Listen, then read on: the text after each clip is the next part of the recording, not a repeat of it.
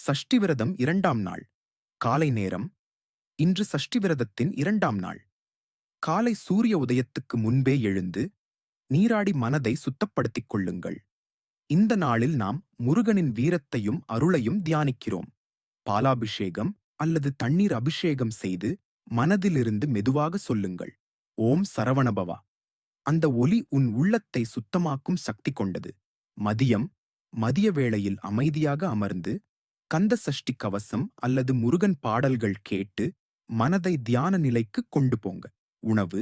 பச்சையுணவு அல்லது சாதாரண உணவு, ஆனால் பக்தியோடு சாப்பிடுங்கள். அது உடலுக்கு ஆற்றலையும் மனதுக்கு அமைதியையும் தரும். மாலை நேரம். சூரியன் மறையும் வேளையில் தீபம் ஏற்றி முருகனுக்கு பூஜை செய்யுங்கள். அவனிடம் சொல்ல வேண்டிய ஒரு வேண்டுதல். என் உள்ளம் வீழ்ந்தாலும் உன் வேல் என எழுப்பட்டும். அந்த நம்பிக்கையோடே இன்றைய விரதத்தை முடிக்கவும். முருகன் நம்மோடே இருக்கிறார். அவனின் அருள் நம்ம வாழ்க்கையை ஒளியால் நிரப்பும். அரோகரா. இந்த வீடியோ பிடிச்சிருந்தா லைக் பண்ணுங்க. சப்ஸ்கிரைப் பண்ணிக்கோங்க. அடுத்த வீடியோவில் சஷ்டி விரதம் 3ஆம் நாள் பற்றிய அர்த்தம் தெரிஞ்சுக்கலாம்.